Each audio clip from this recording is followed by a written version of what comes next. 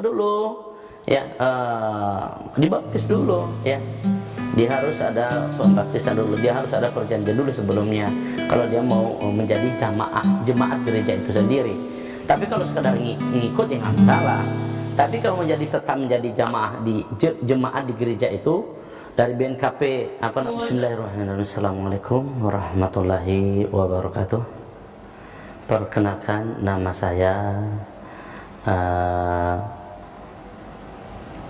Abdul Aziz Laiyah. Nama setelah mendapatkan hidayah dalam Islam ini sejak 2002 yang lalu di Perawang, Riau. Nama sebelumnya di agama saya sebelumnya adalah Lianus Laiyah. Saya berasal dari Pulau Nias, Sumatera Utara, tepatnya di daerah Nias Selatan. Yang motivasi saya untuk masuk dalam Islam itu adalah pertama, saya terenyuh ya, kagum mendengar tilawah Al-Quran dulu ketika saya berada di kota Medan ya. Saat itu saya masuk kelas 1 STM ya, nama sekarang itu SMK. Kagum mendengar tilawah Al-Quran itu yang lantunannya banyak menyinggung tentang kisah para nabi ya, kisah para nabi. Yang saat itu yang saya masih yang saya tahu adalah yang dibaca itu surat Ali Imran ya, kemudian Al-Maidah dan surat Maryam. Nah, ternyata dalam surat tersebut adalah banyak menyinggung, banyak menceritakan tentang kisah keluarganya Imran ya. Di situ makanya saya banyak kagum, kenapa kok banyak disebut di sini nama Maryam ya, nama keluarganya Imran itu ada Maryam, ada Yahya ya, dan sampai kepada Nabi Isa alaihi salatu wasallam yang disebut dengan di agama Kristiani sekarang adalah Yesus Kristus. Yang kedua adalah yang menjadikan saya tertarik dalam Islam ini adalah tentang kesucian. Saat itu saya melihat orang-orang Islam pergi sholat lalu mereka berwudu. Nah itu mereka berwudu. Di situ ketika berwudu itu saya langsung ya, teringat ya tentang perkataan Tuhan ketika memanggil Musa atau Moses ya dalam agama Kristen ya, wahai Moses, Musa gitu ya kan, dalam bahasa kita Moses ya, jika engkau menghadapku maka lepaslah terompahmu ya, basuhlah wajahmu dan basuhlah tanganmu. Nah, ini saya menjadi satu terpancaran yang kedua, loh, orang ini kok membersihkan diri, mulai dari lepas terompahnya, membasuh wajahnya, membasuh tangannya. Kemudian saya teringat lagi, kok kayaknya seperti baptis. Karena kalau baptis itu kan diusap di sini, kemudian kaki dan tangan. Nah, contohnya umpamanya seperti ini, saya teringat bagaimana dulu ketika Yohanes membaptis Yesus. Ya, saya jadi teringat begitu, ya kan? Masya Allah, ini luar biasa ini agama Islam. Sampai terkagum-kagum dalam saya. Ini kalau sepertinya mereka lebih bagus, lebih sempurna dari yang saya dalami selama ini. Setelah itu yang ketiga adalah mendengar khutbah Jumat. Saya sampai dikatakan sama teman-teman sebaya saya saat itu, tahu Lianus, ngapain kau dengarkan khutbah di sini? Emang kenapa? Apa bedanya gereja sama ini? Apa bedanya gereja sama masjid? Saya bilang, ya bedalah katanya. Enggak, yang disampaikannya juga tentang firman Tuhan.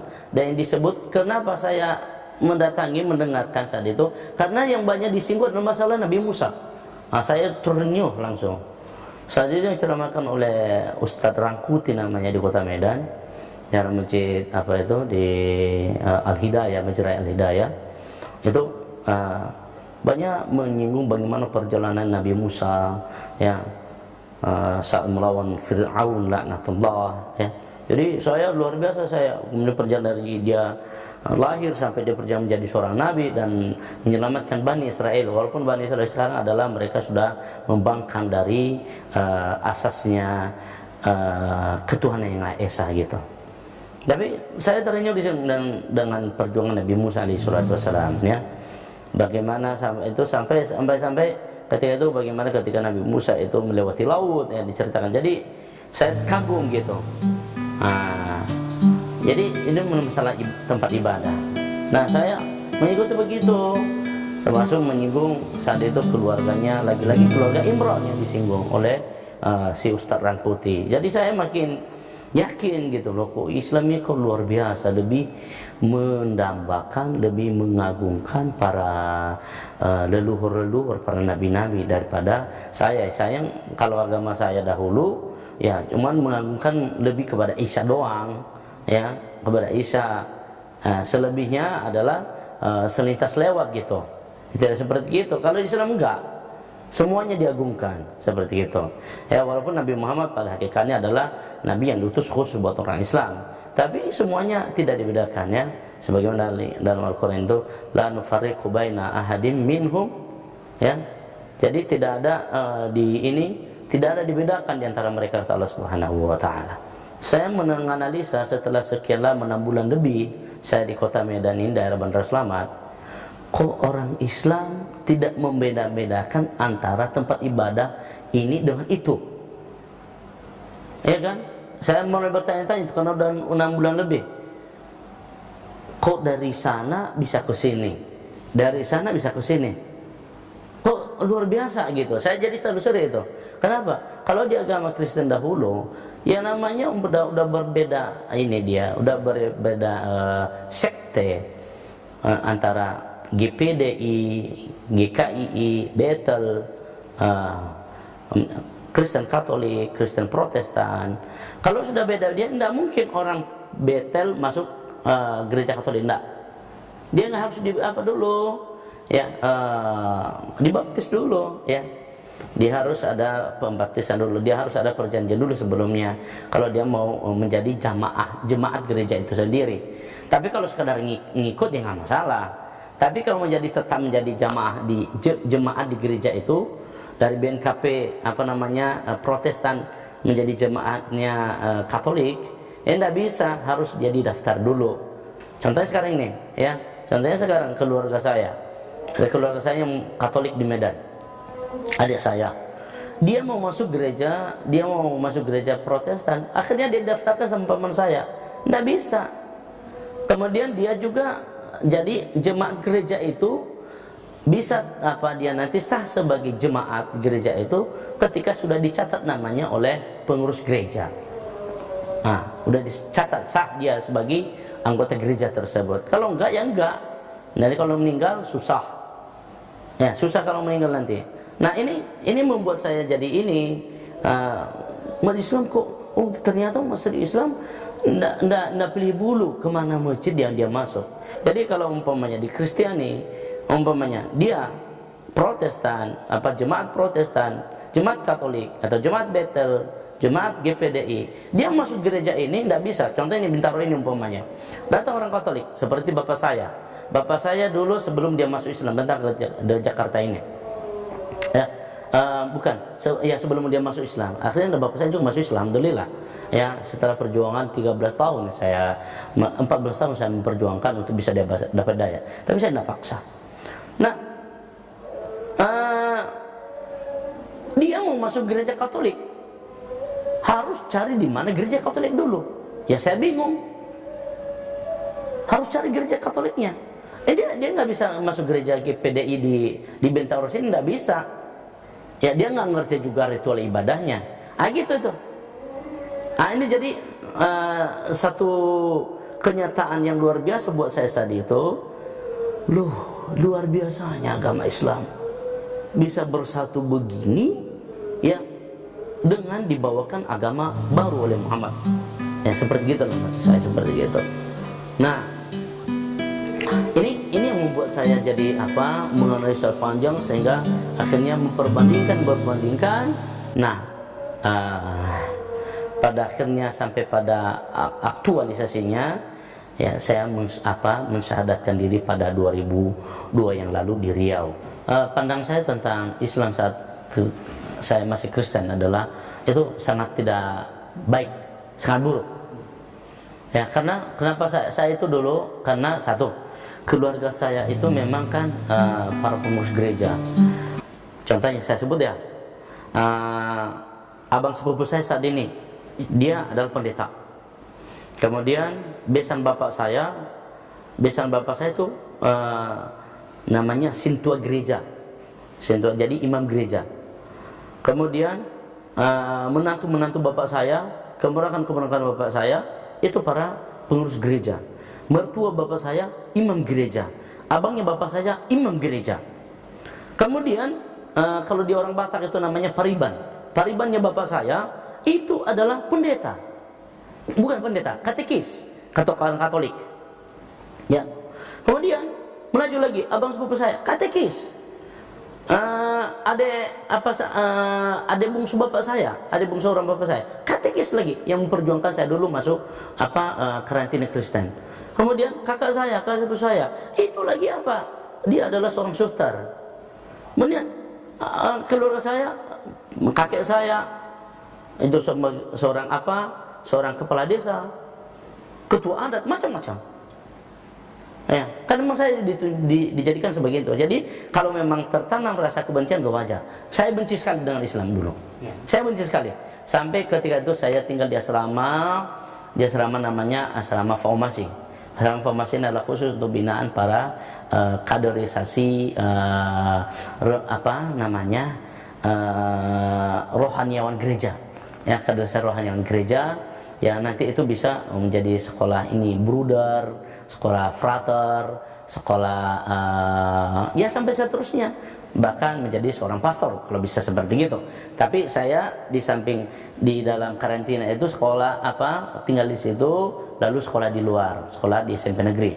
Nah, saat itu kebencian saya itu teman, ya saudaraku yang mendengar ini maupun saudara Yopi yang mewawancarai saya ini, bahwa itu ketika di asrama saya ada gambar orang Islam yang pakai jilbab plus dengan baju-baju muslim lah, ya, ditempel sama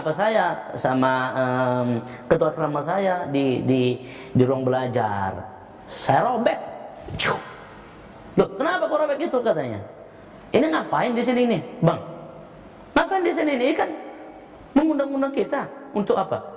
Apa tempel momen-momen Islam di sini? Nggak ada gunanya. Kita orang Kristen di sini semuanya, Katolik sini semuanya. Saya robek sampai saya ditampar nanti itu. Itu kebencian saya. Salah satunya pembuktiannya begitu. Nah, kenapa? Karena tadi sudah ditanamkan dalam hati saya oleh frater saya bahwa Muhammad itu dikatakan beginilah, itu yang dia dikatakan seorang laki-laki yang nggak beres, yang dia adalah Muhammad itu adalah dia itu menyembunyikan babi, ya, dia adalah Muhammad itu adalah dia suka seorang perempuan gitu, kemudian seorang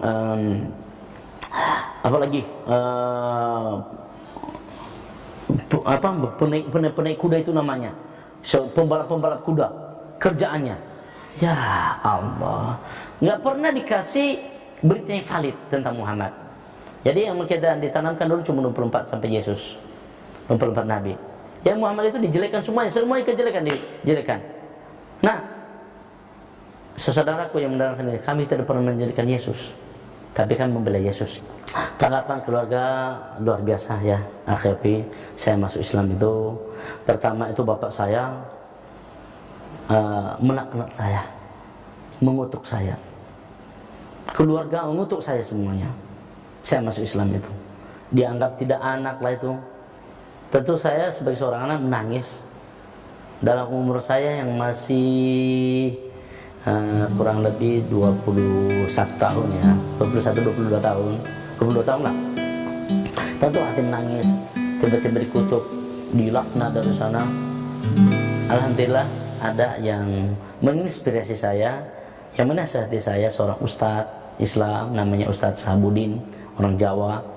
Kamu jangan sedih, itu sudah biasa dalam perjalanan keimanan. Ujian yang diberikan Allah Subhanahu Wa Taala, dicerca oleh keluarga, dilaknat oleh keluarga, tidak yang nggak boleh anak. Belum lagi yang kedua itu akhirnya, ya setelah saya masuk Islam 2 tahun kemudian itu saya dipecat dari perusahaan, ya didengar oleh manajer saya, nah marganya Munte, orang Batak.